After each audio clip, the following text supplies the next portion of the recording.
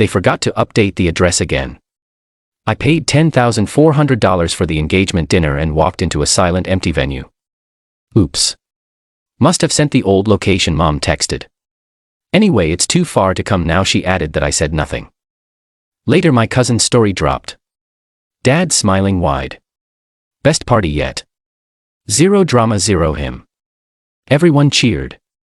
I froze every shared account, pulled the full balance from their venue and set my parting gift on a 10:01 p.m. timer.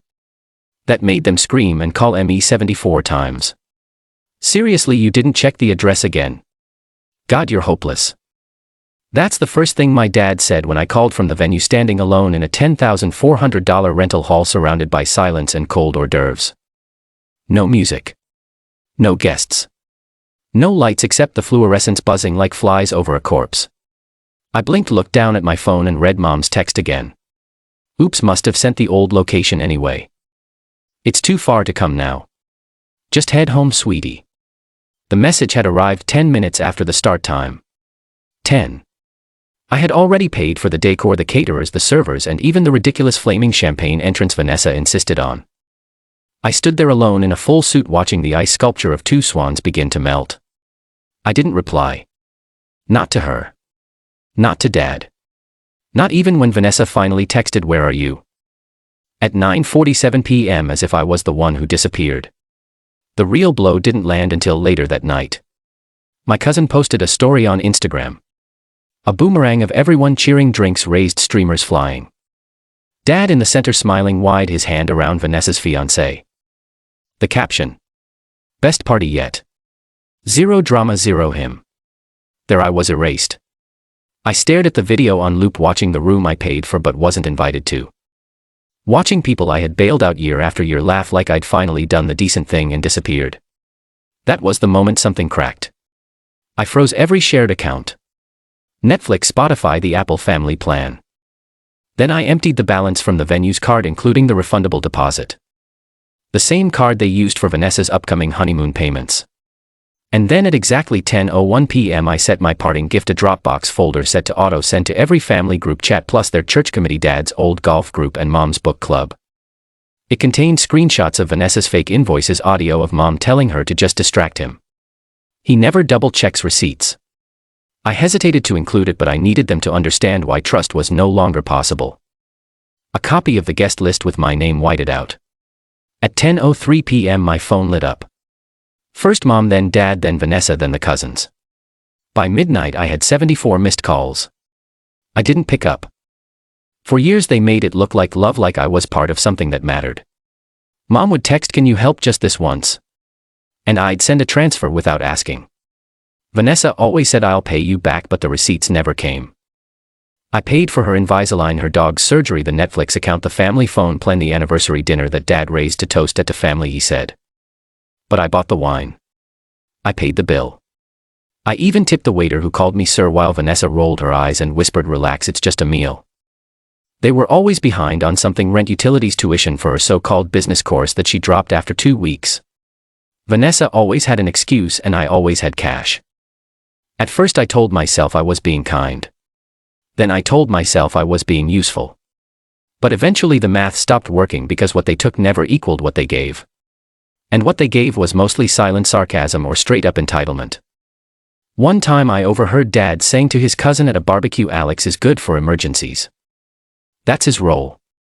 They laughed. I pretended not to hear. The engagement dinner was supposed to be the last gift. My goodbye in the form of a check. But even that they stole. I found out later that Vanessa had booked a second venue with my deposit someplace across town, flashier, louder, more social media friendly, according to her. She used my name on the reservation, of course. I only realized it after checking the catering invoice. The menu listed shrimp tartare and bride's signature sangria. None of which I'd approved. They took my money and erased me from the photo. Things didn't fall apart right away. They unraveled slowly. The family chat went dead for a few days. I figured they were embarrassed. Maybe they thought I'd yell. But I didn't. I went quiet. And that's when things got worse. One afternoon I stopped by Vanessa's place to drop off a pair of heels she left in my car after a wedding rehearsal. She wasn't home, but the door was unlocked. Typical. I let myself and called out no answer. Her laptop was open on the kitchen counter, email client glowing. I wasn't trying to snoop. I was about to close it until I saw my name. It was a thread between her and Mom. Subject line: plan for Saturday. Keep Alex out. I froze. Scrolled. Vanessa wrote. He'll be mad for 5 minutes. Then he'll pay for brunch anyway. Mom replied. Just don't let him show up. It's too awkward with Dan's family. They don't like drama. Then the worst line of all: of course he'll pay. He always does. I didn't know what burned more, the betrayal or the certainty. That same night Dad posted a status. Some people thrive on drama.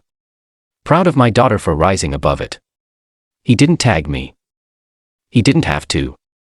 The comments were even better. My aunt wrote, you raised her well. Not like certain men I won't name. My cousin replied with a laughing emoji, and you mean the family wallet? Then someone sent me a screenshot of another group chat, a cousin I hadn't spoken to in years. They were planning a family brunch the day after the engagement party. No invitation. One line stood out. Let's keep it clean. No meltdowns. No Alex. I sat at my desk staring at the screen. Not angry. Not even surprised anymore. Just done. The next day Mom messaged me. Hey sweetie. Any chance you can help with the honeymoon deposit? Vanessa's card bounced and she's super stressed. I didn't answer. She followed up. It's just a bit short term. We'll pay you back. Promise. And then family means showing up. Don't be petty about the dinner thing. That was when I realized something. They never said sorry. Not once. Not for the money. Not for the manipulation. Not for locking me out of something I paid for. To them I was a tool. A silent one.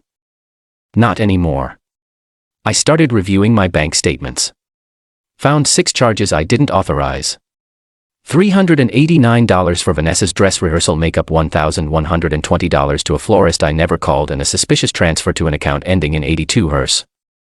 I called the bank, flagged the account, asked for an internal report, then I canceled every automatic payment linked to the family card.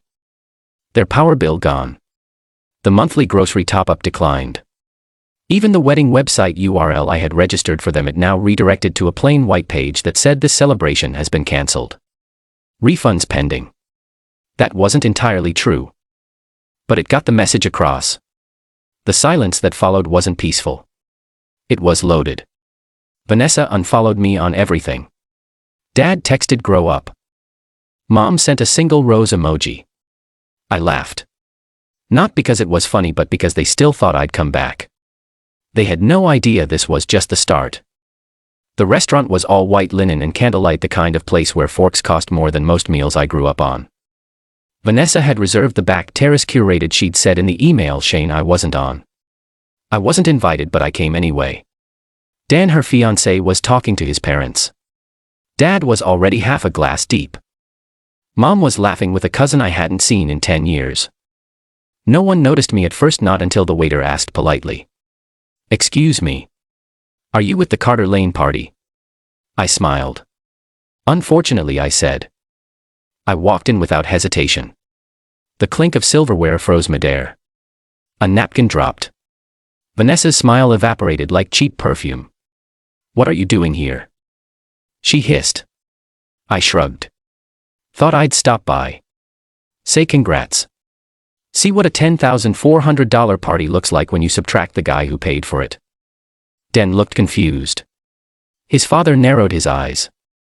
My own dad stood up slowly, like he thought he was still in control. This isn't the time, Alex. I turned to him. You made that decision for me the moment you told your little cheer squad I was zero drama. Zero him. His jaw twitched. Vanessa stepped forward. You don't get to just show up and ruin this. I laughed once short cold. Ruin it. Vanessa, I funded it. Every rose. Every rendered champagne flute. Even the playlist was downloaded with my Apple Music login. I pulled out my phone, opened screenshots, held them up like Exhibit A. This is your email to Mom. Just make sure Alex doesn't find out. Transfer the money from his card and we'll deal with it later. Vanessa paled. I turned to Dan. And this one's fun. Your bride-to-be. Writing. He's a loser but his money's good. He won't fight back. He never does. Gasps. Murmurs. Mom stood up flustered. Let's not make this worse. I kept going. Worse. Mom, you helped. I saw your reply. Of course he'll pay. He always does. And you know what? You were right. I did. Until now. I turned to Dan again. He looked like someone watching a building collapse and realizing he was inside it. Tell me, Dan, how much of your honeymoon did you pay for? Because the $3,000 charge to the Maldives villa? That was my card. I didn't say it to humiliate anyone. I said it because no one else ever had. Vanessa shouted. You're insane. But her voice cracked halfway through. No, I said. I'm just finally awake. Then I tapped one more screen. And in case anyone wants receipts, a link, a share drive, every transaction, every screenshot. I didn't want revenge. I just wanted to stop pretending none of it happened. I'd send it to everyone at the table. Phones buzzed in unison. You could feel the silence tighten like a noose. Then Dan's father stood up. Is this true? He asked quietly. Dan didn't answer. Vanessa's hands shook. She reached across the table toward him, but he pulled away. You said he offered to help, Dan said slowly. You said he insisted. She opened her mouth, closed it, looked at me. I didn't flinch. Then Dan looked at his father, then at her again, and said, I need some air. He left. Vanessa stood frozen, her eyes darting. Then she screamed. You always do this. You make everything about you. I stepped forward close enough for only her to hear. You made me invisible. I'm just showing everyone the ghost you built. And then I turned to the table, all the relatives fake smiling, sipping wine they didn't pay for. Let me make it clear. I'm not your ATM anymore. Not your backup plan. Not your punching bag. Dad's voice rose. You're humiliating us. I cut him off. No. You did that yourselves. Then I walked out. No one followed. Except for one cousin. Quiet guy. He caught up in the parking lot. I saw the screenshots, he said. If you ever need someone to testify. I nodded, didn't speak, got in the car. And for the first time in years, I didn't feel like driving away from something. I felt like I was driving towards something. They started calling before I even left the parking garage. Mom was first. 7 missed calls in a row. Then again 3 minutes later, a text. Please don't do this. Don't make it permanent. But it already was. They thought they still had the right to a conversation. That after everything we'd sit down, say we're all just tired, cry a little, and I'd go back to being useful. Maybe a little bitter, but still theirs. No. I didn't yell. I didn't post receipts. I didn't explain. I just went silent. Completely. By the next day I had shut down every payment channel I controlled. Utilities canceled. Mom's health insurance terminated. Wedding services revoked. Shared login subscriptions, auto renewals deleted. Then came the second wave, softer, calculated. Vanessa sent a long, strangely sweet message. Look, we were stressed. I know it looked bad, but can we just talk? Followed by, you blew things out of proportion, but I forgive you. I didn't respond. I deleted the entire thread. Permanently. By day 3 the phone went quiet. And that silence was louder than anything. I saw the group chat light up. A cousin I barely knew typed. Well, if he won't answer, that's on him. Day 4 brought a different kind of panic. Real panic. Now they were scrambling. Mom can't get her prescription. The system says her coverage was dropped. Why is the wedding site down? Try logging into our family Prime account, says access revoked. I never replied. For the first time in years, I wasn't the one left wondering. I was the one unreachable. That same week I signed a lease in another part of the city. Smaller building. Quieter street. No one knew my name. I bought new furniture not because I needed it, but because I didn't want to carry a single chair from the past into my next room. I didn't block them. I just didn't update them. I didn't share my new address. Didn't drop hints. Didn't say I need space. I took it. I kept my old number technically, but I powered off the phone they knew, bought a new SIM card, and gave the number to no one except the bank and two-factor authentication systems. It wasn't hiding. It was erasure done cleanly. On day 5, my dad called. I saw the name flash across the screen. I watched it ring and I felt nothing. He left a voicemail. "You're no hero, Alex. You'll bury yourself the same way your grandfather did." Then another, "Running away like a boy. A man doesn't disappear. A man fights." I listened once, then deleted both and never played another. They didn't understand it was never about the dinner or the screenshots. It was about the fact that for the first time ever I didn't come back.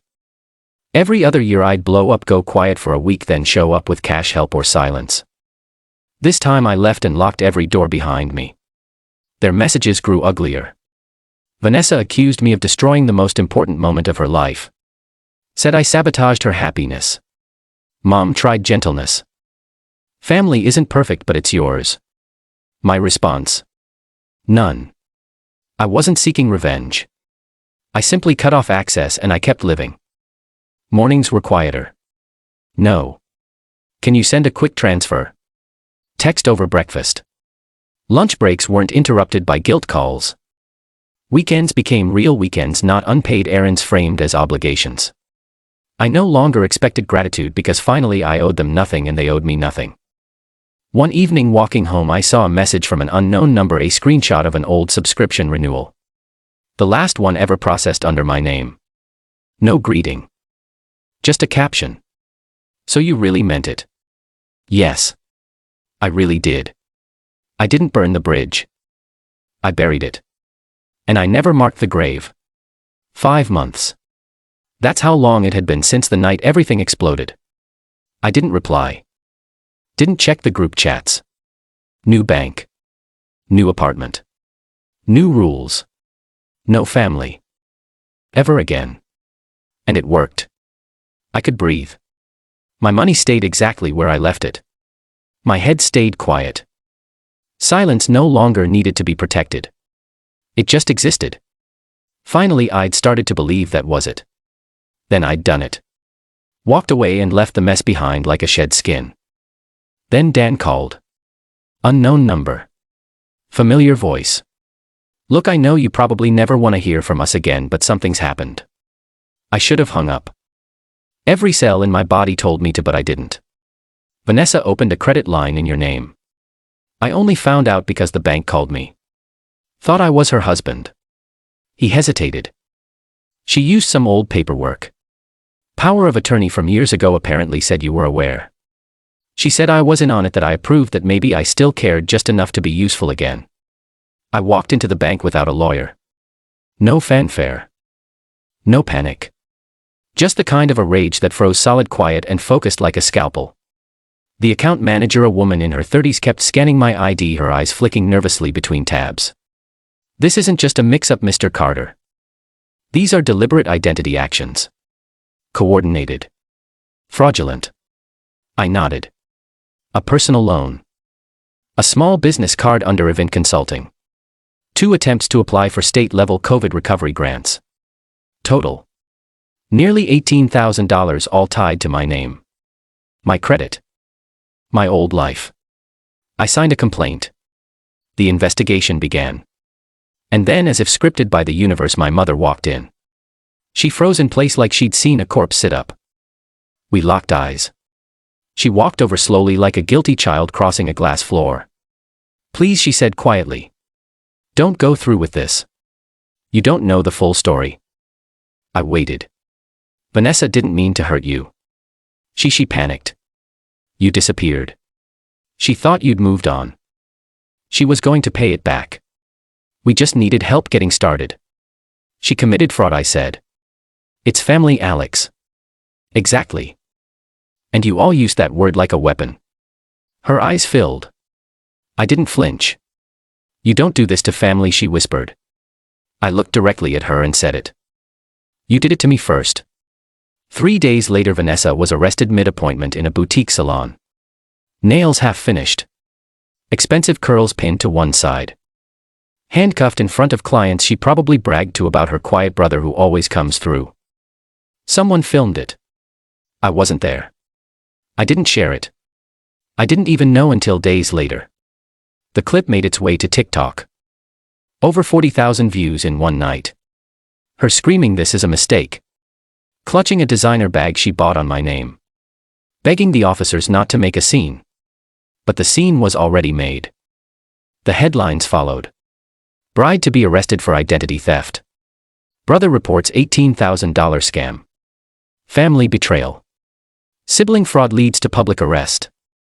I didn't post a thing. Didn't tweet. Didn't hint. Still people tag me. Isn't this your sister? She used your name and thought you wouldn't notice. Quiet brother loud karma. Dan called again.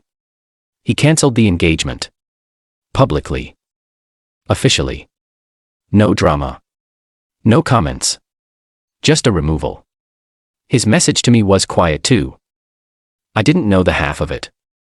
You were right to walk away. I'm sorry I ever doubted you. I didn't respond. I didn't need to. Everything I ever wanted to say I already said. They just never listened. Now they didn't get to hear it at all. Weeks later I sat in the bank again closing every legacy tie. Emergency contact. The woman asked. I smiled. None. She hesitated waiting for a name. Leave it blank I said. Intentionally. She nodded and typed. In that moment that blank space felt cleaner than any apology I never got. As I left I noticed a familiar car parked down the street. Same dent in the bumper. Same faded air freshener. Dad. He was slouched behind the wheel. Engine off. Just staring. Not angry. Not boiling over like before. Just small. I walked past. Didn't look at him. Didn't offer a nod. I didn't know him recognition. And here's the truth I wish I'd learned sooner. I wasn't weak because I stayed. I was useful. I was obedient. I was silent. And they loved that silence because it gave them everything. But silence isn't loyalty. And when I finally stopped being quiet not with words but with action they didn't know what to do. So now I'm gone. Not a victim. Not a son. Not a brother. Not theirs. They wanted me erased. Now they don't exist in my world.